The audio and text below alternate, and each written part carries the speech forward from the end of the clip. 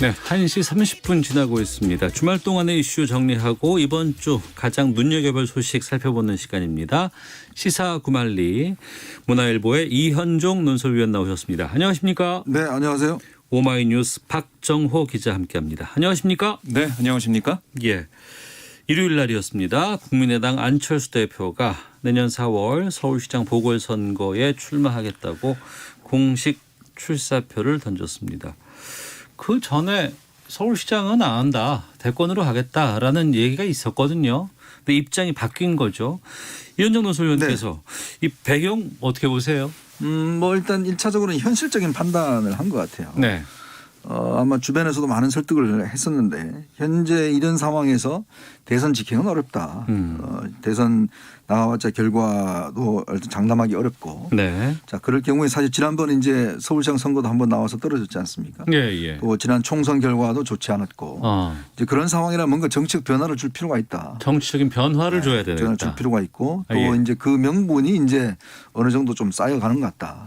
첫 번째로는 이제 아마 반문연대 즉 서울시장 선거를 통해서 이제 반문연대를 만들어서 네. 어떤 면에서 보면 법력 야권이 하나의 어떤 면에서 좀 단일하게 대응할 필요성이 이제 부각되고 있다는 측면이 있는 것이고요. 네. 또 하나는 이제 지금 국민의힘에서 서서히 이제 후보들이 이제 좀 가시화되고 있는 상황이지 예, 않습니까? 예. 좀 선수를 칠 필요 있다는 판단을 한 것 같아요. 그러니까 이게 뭐 앞으로 1단계 경선이 될지 2단계 경선이 될지는 모르겠지만 최근에 아마 뭐 유승민 전 의원도 이제 좀 적극적으로 이야기를 나왔었고 하기 때문에 서울시장에 유승민 전 의원도 뭐 아마 관심이 좀 본인은 뭐 있으신 것 같아요. 1차 거부를 하고 있는데 주변에서는 바로 가기 어렵다. 네네. 서울시장 하고 가자. 뭐 이런 이제 주변에 지금 설득을 많이 있었거든요. 예, 예. 이제 그런 상황 등등이 안철수 대표로 하여금 좀 빨리 결단을 해서 어떤 면에서 보면 상황판을 좀 우리 중심으로 만들어 보자. 네. 그리고 또 선제적으로 또 뭔가 판을 바꾸면서 어떤 면에서 보면 좀 야권의 다른 후보들을 조금 주저앉히는 효과 이런 것들 아마 이제 종합적으로 고려를 해서 일단 출마 선언을 한 것 같아요. 뭐 제가 볼 때는 아마 안철수 대표는 현실적으로 최적의 어떤 판단 아닌가 싶습니다. 지금 네. 상황에서는 사실은 이제 어떤 정책으로 계속적으로 대선만을 바라보고 갈 수도 없는 상황이고 뭔가 지금 야당이 이제 서울시장 선거 승리가 필요한 시점에 저는 아마 선언을 했다 이렇게 평가를 하고 싶습니다. 네. 일요일 기자회견을 이제 하고 이 발표가 나오면은 정치부 기자들 많이 이제 관심 가질 수밖에 없는 상황 아니겠어요? 박정호 기자는 어떻게 봤어요? 네, 저는 뭐 우선은 안철수 대표가 대선으로 갈 걸 생각했습니다. 사실은 서울시장 생각은 안 하는 걸 생각했었는데 결국에는 지금 현 상황을 먼저 흔들 수 있는 이걸 깰 수 있는 그런 수가 필요하다는 판단을 했던 것 같아요. 특히 윤석열 검찰총장 지지도가 계속 높게 나오지 않습니까? 네. 그러니까 이 상황이 안 바뀔 수도 있다. 그러니까 지금 이 상태로 고착이 되면 안철수 대표의 입지는 점점 사라지는 거거든요. 네. 그러니까 안철수 대표도 사실 그 외부에서 들어온 원래 정치하던 사람이 아닌 새 정치 이미지가 있었고 윤 총장 같은 경우도 정치하던 사람이 아니에요. 네네. 그래서 그러면 새로운 기대가 있기 때문에 어느 정도 겹치는 이미지가 있단 말이죠. 그러니까 윤 총장이 계속해서 이렇게 지지를 받는다면 자신의 기회가 없다.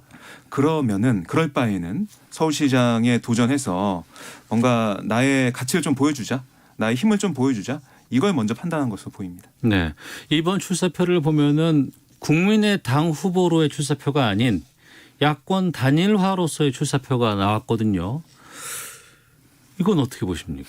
일단 이 서울시장 선거는요 기본적으로 단일 후보가 나오지 않으면 예. 뭐 방법이 없습니다. 왜냐하면 지금 여당 같은 경우에 서울시 25개 구청 중에서 지금 서초구를 제외하고 네. 전 구청장을 다 맡고 있어요. 또 서울시의원 야당은 거의 찾기 힘듭니다. 정말 모래 속에 바늘 찾기 힘들 정도로 어렵고요. 구의원도 마찬가지예요. 그러니까 조직적으로 엄청난 열세에 있다는 것이거든요. 네네. 자, 그럴 경우에 실질적으로 만약 당이 분열된다면 하면 진짜 서울시라는 게 이제 여론조사와는 좀 달리 예를 들어서 이 보궐선거 같은 경우는 투표율이 상당히 낮습니다. 네.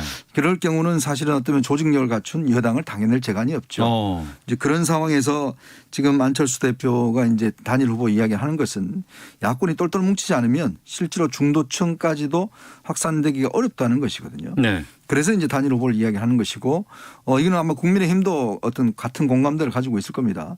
근데 문제는 뭐냐면 과연 그럼 누가 주도적으로 이제 할 것이냐. 그렇죠. 그 문제죠. 예, 예. 이제 국민의힘에 입당을 해서 국민의힘 쪽에 후보를 할 것이냐 아니면 이거 경계를 없애고 그냥 각자 후보를 하다가 예, 예. 국민의힘과 후보 단일화 할 것이냐. 이런 부분인데 지금 김종인 비상대책위원장 입장은 들어와라는 이야기죠. 들어와라는 거는 그냥 예선부터 그렇죠. 차근차근히 그냥 올라와라. 흡수돼서 흡수 합병해서 예, 예. 우리 국민의힘에 들어와서 그럼 뭐 해주겠다는 이야기고. 근데 안철수 대표는 그걸 바라는 건 아닌 것 같은데요. 그러니까 지금은 그렇겠죠. 그렇지만 어차피 이 새가 열새이지 않습니까? 네. 저는 뭐 일단 지금은 아직까지는 이제 힘겨루기를 할 것 같습니다. 원래 뭐 내년 초까지는 힘겨루기를 하겠지만 대충 내년 2월 되면 이제 후보가 4월 7일 선거니까요. 2월 되면 후보가 결정이 돼야 되는데 네. 사실 뭐 현실적인 판단 그때가 상황을 봐서 어떤 면에서 보면 이제 정말 예를 들어서 국민의힘 쪽에서 그냥 플랫폼 경선을 하자. 네. 즉 모든 사람 다 와라. 다 오고 여론조사 거의 대부분을 뭐 한 90% 여론조사로 결정한다든지 뭐 그런 식으로 이제 장을 깔아준다면 금태섭 뭐 안철수 뭐 하여튼 야권에 있는 후보들은 다 와서 한번 여론조사를 통해서 경선을 하고 네. 그 후보를 선출하는 방식. 그러니까 결국 뭐냐면 이거 어떻게 흥행을 살리느냐의 문제일 거야. 야당 입장에서는 예. 지금 당장 뭐 이거다 하기보다는 이게 이제 전체적으로 어떤 분위기를 끌어가고 야당 후보에 대한 관심을 끌어가기 위한 선거 전략. 예. 이제 그거를 이제 고민하고 있을 것 같습니다. 애초에는 뭐 미스터 트롯 룰 뭐 이래가지고 저 밑에서부터 하나씩 그렇죠. 제치고 올라오는 방식으로 해보겠다라는 얘기도 있었는데 지금 그렇게 가기에는 시간적인 거다 여러 가지 무게감 같은 것들이 충분하죠. 왜냐하면 괜찮아요? 네, 왜냐하면 12월 뭐 1월 초대 해서 네. 1차적인 토론 한 뭐 9명 10명이서 집단 토론회 한번 하고 그다음에 그것도 경선 한번 하고 또 2차 경선하고 뭐 3차 경선하고 뭐 그런 방식으로 한다라면 뭐 국민의힘 쪽에서도 이제 그 정도의 어떤 뭐 지금 본인들 무조건 우리 당에 와라라고 또 고집하기에는 또 상당히 어렵거든요. 네. 아마 이런 문제는 이제 아마 연말 들어서면서 본격적으로 룰이 이제 아마 논의가 되지 않을까 싶습니다. 예.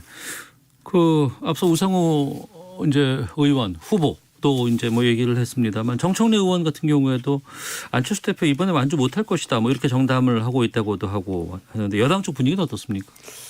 글쎄요. 제가 볼 때는 안철수 대표가 완주할 것 같고요. 네.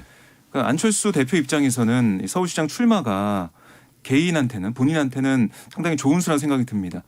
그러니까 계속 버티게 된다면 국민의힘 후보가 나오고 안철수 후보가 버티게 된다면 이게 분열이 되거든요. 그러니까 민주당에서 승리할 수 있는 가능성이 커집니다. 네. 그러니까 지난번 2018년 지방선거 때도 뭐 김문수 후보, 안철수 후보가 단일화가 안 됐기 때문에 박원 시장이 손쉽게 이겼는데 그런 상황까지 나올 수 있기 때문에 안철수 대표는 계속 버티면서 쭉 갈 것 같아요. 예, 버티면 버티는 대로 유리하다. 그렇습니다. 예. 국민의힘 입장에서는 안철수 대표한테 좀 유리한 쪽으로 경선룰을 적용시켜 주거나 이런 식으로 해서 야권 후보를 만들어줄 걸로 저는 개인적으로 네. 예상을 하고 있는데 민주당에서는 이렇게 보는 거죠.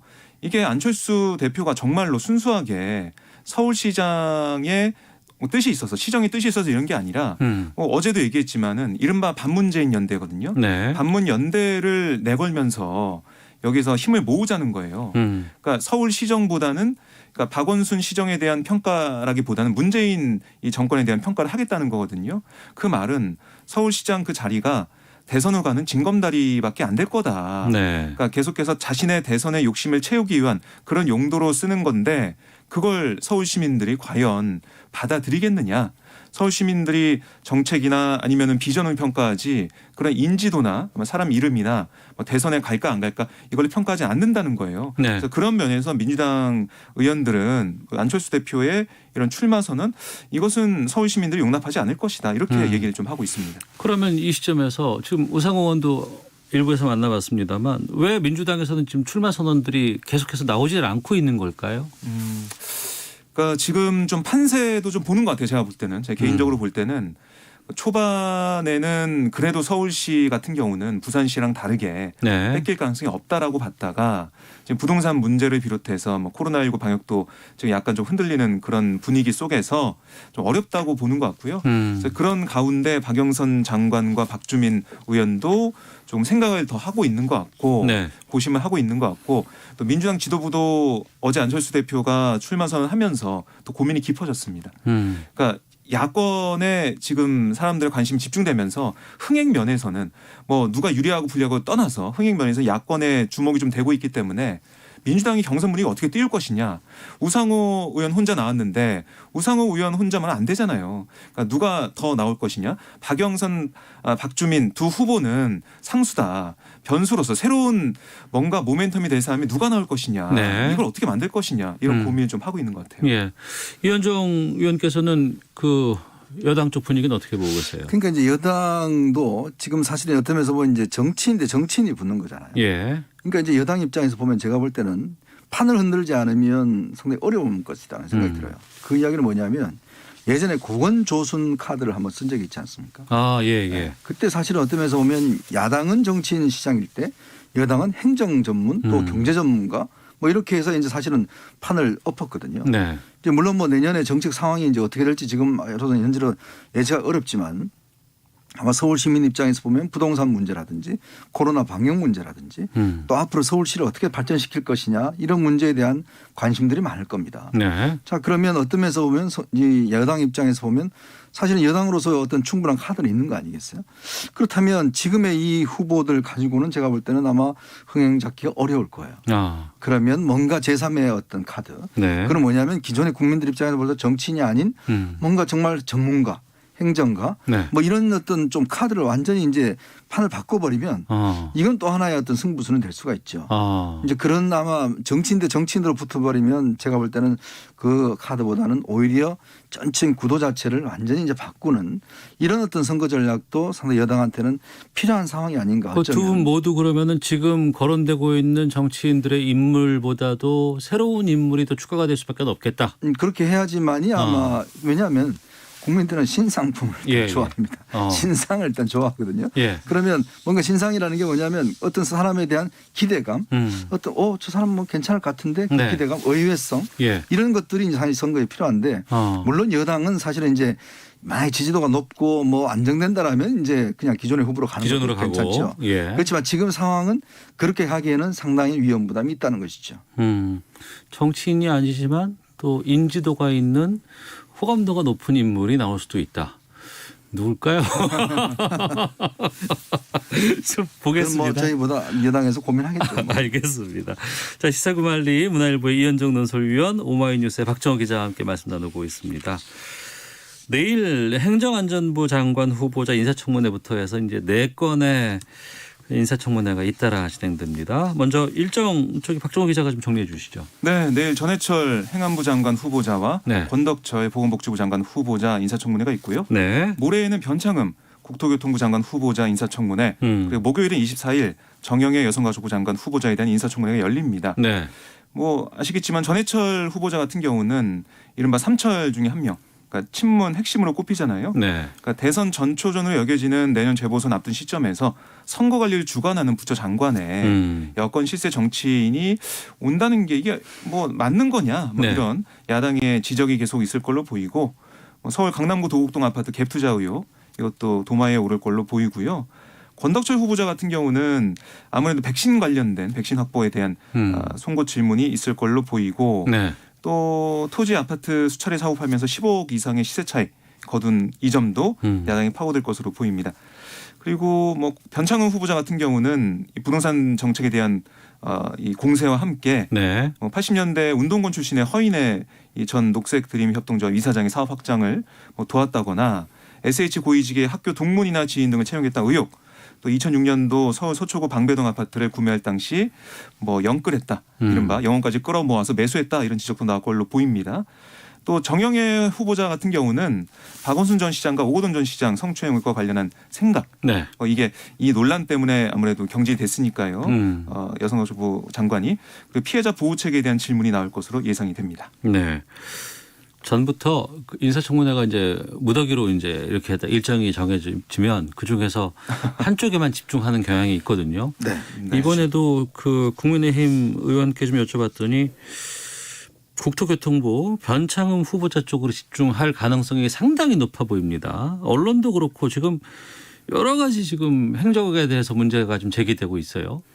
그렇죠. 사실 이제 이 이번에 국토교통부라는 게 이번 개각의 제일 하이라이트였지 않습니까? 예. 아무래도 이제 부동산 정책을 그동안 24번이나 발표를 했는데도 불구하고 지금 집값 상승이 있었기 때문에 아마 이제 김현미 장관을 교체를 하고 변창 후보자를 지금 이제 내정을 했는데 문제는 이제 변창 후보자의 뭐 비위가 예를 들어서 무슨 뭐 재산 투자라든지 또 이제 이사 문제라든지 뭐 이런 거면 모르겠는데 네. 지금 나오는 문제가 사실은 민주당이 그동안 강조해왔던 노동우선 이 정체성, 네. 그다음에 이제 중산층과 서민의 정당이라는 어떤 자신의 어떤 정체성, 이 부분을 건드리고 있기 때문에 사실 이게 굉장히 계륵 같은 문제입니다. 네. 왜 그러냐면 변창 후보자가 아시겠지만 2016년도에 이제 구의역 사고 같은 2018년도에 구의역 사고 같은 경우에 예. 그때 이제 김모군이 정말 그 컵라면을 못 먹은 가방에 있으면서 하청업체가 혼자서 그걸 하다가 결국에 사망을 했지 않습니까? 예, 예. 지금도 사실은 매년 그때만 되면 추모의 물결이 이어지고 있고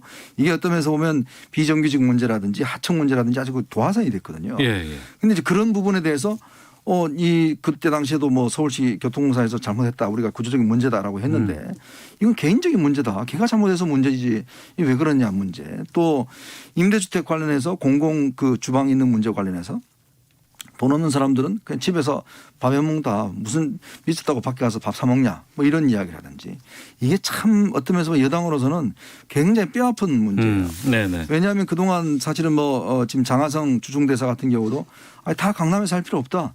이것 때문에 사실은 굉장히 어떤 곤혹스러웠지 않습니까?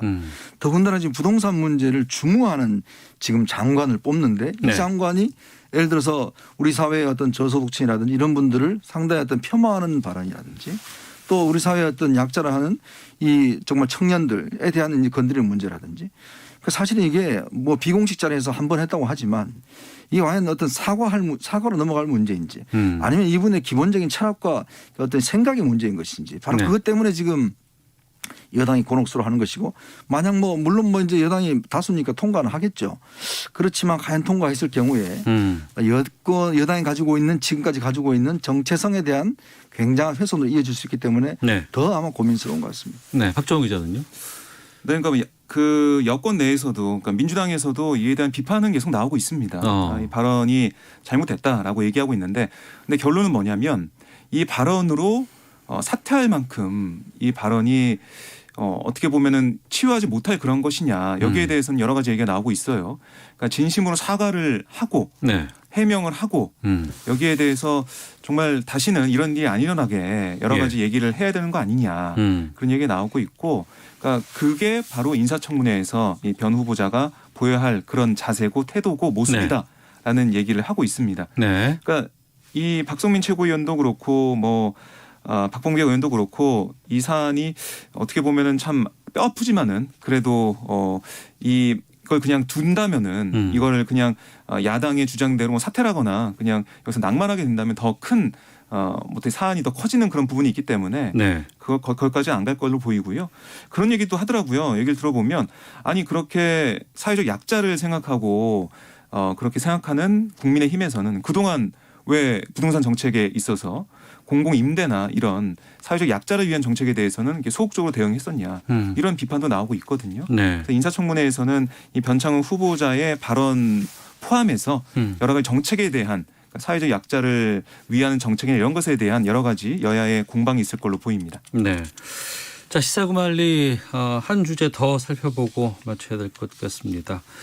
지난 금요일 18일이었습니다. 공수처장 후보 추천위 회의가 있었습니다. 이 자리에서 여당 쪽에서는 초대 공수처장 후보 추천이 있지 않을까 기대가 좀 되기도 했었고 언론에서도 계속 지켜봤는데 추천위 회의 열기 전에 야당 측의 추천위원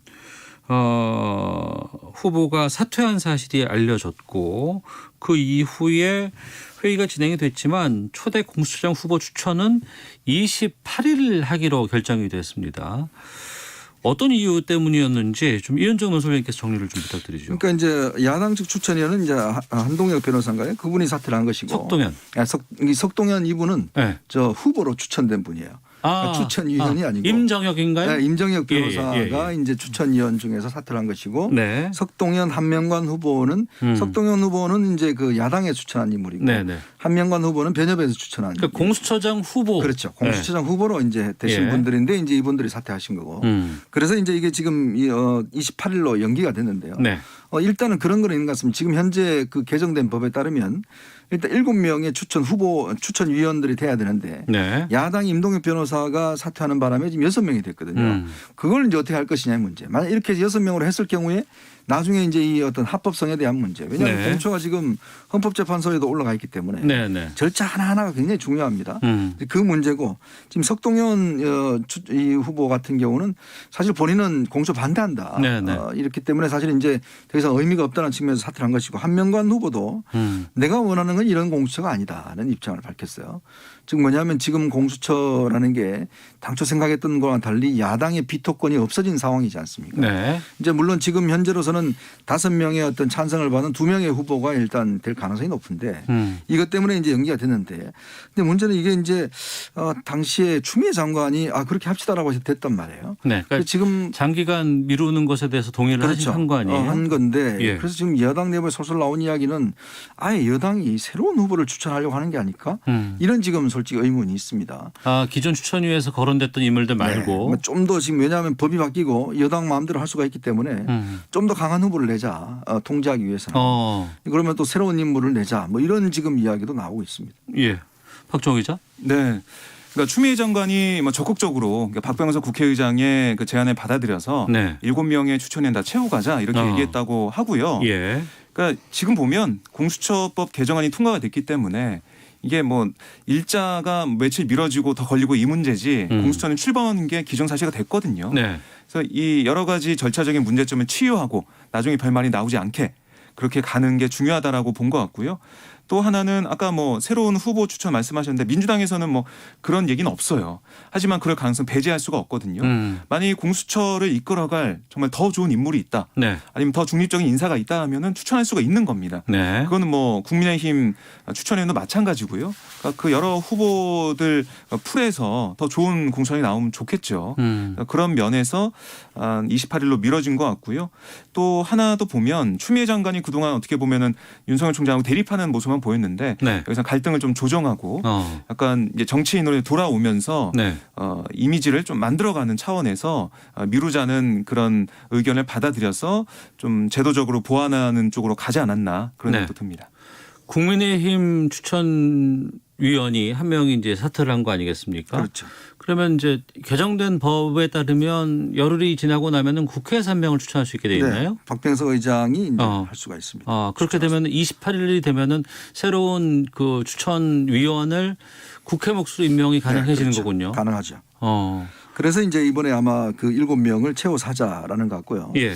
근데 저는 좀 이해가 안 되는 게 여당에서 절대 검사 출신이 안 된다라고 자꾸 이야기를 하고 있는 것 같아요. 검사 출신은 안 된다. 이게 사실 예. 야당에서도 처음에 이야기 나온 게 그동안 신현수 전 국정원 기조실장하고 이석수 전 청와대 특별감찰관 네. 이 두 사람이면 우리도 동의하겠다라고 이야기했다는 거예요. 야당 쪽에서. 야당 쪽에서. 예, 예. 근데 여당에서 청와대에서 절대 검사 출신 안 된다라고 했다는 건데 공수처라는 게 수사하는 기관이거든요. 예, 예. 근데 수사하는 기관에 글쎄요. 저 판사 출신의 변호사님 가서 과연 제대로 수사를 할 수 있을까? 이 수사라는 게 굉장히 또 딴 거하고 좀 다릅니다. 사실 네. 판단하는 문제하고 결단력이 있어야 되고 뭐 어떤 면에서 보면 좀 이런 판단력이 있어야 되는데 예. 그래서 지금 같이 여당의 판사 출신이나 이런 걸로 해서 과연 공수가 제대로 될까? 근데 아무리 검사들이 싫다고 하지만 자기 진영에 같이 함께 있던 검사 출신마저도 싫다고 하는 건 전 좀 이해가 안 돼요. 네. 원래는 연내 공수장 후보 추천 마무리 짓고 1월 출범 이렇게 얘기가 나왔었는데 지금 네. 이로 간다 그러면 어떻게 될까요? 그러니까 28일 회의가 열려서 후보 2명이 추려지게 되면 그중에 네. 한 명을 대통령이 임명을 하게 되거든요. 네. 그 이후에 20일 안에 인사청문회가 있어야 됩니다. 그러니까 28일 날 후보가 추천돼서 한 명이 임명된다고 쳐도 네. 연말이 된다고 쳐도 1월 20일 안에 인사청문회가 있는 거예요. 그러니까 1월 20일까지 안 가더라도 1월 중순까지는 미뤄질 것 같거든요. 예, 예. 그러니까 공수처장이 탄생하게 되는 그런 뽑히게 되는 것은 아마 1월 중순이 돼야 되지 않을까. 그럼 그 위에 또 있습니다. 할 게. 예. 공수처 차장을 또 임명을 해야 되고요. 그다음에 검사 23명을 인사를 해야 되기 때문에 아마 1월 중에 출범하기에는 쉽지가 않아 보입니다. 2월까지 가야 될 것 같아요. 알겠습니다. 시사구말리 문화일보 이현정 논설위원 오마이뉴스 박종호 기자와 함께했습니다. 두 분 오늘 말씀 잘 들었습니다. 고맙습니다. 네, 고맙습니다. 고맙습니다. 예. 오태훈의 시사본부 월요일 순서 여기서 마치도록 하겠습니다. 내일 오후 12시 20분에 다시 인사드리도록 하겠습니다. 내일 뵙겠습니다. 안녕히 계십시오.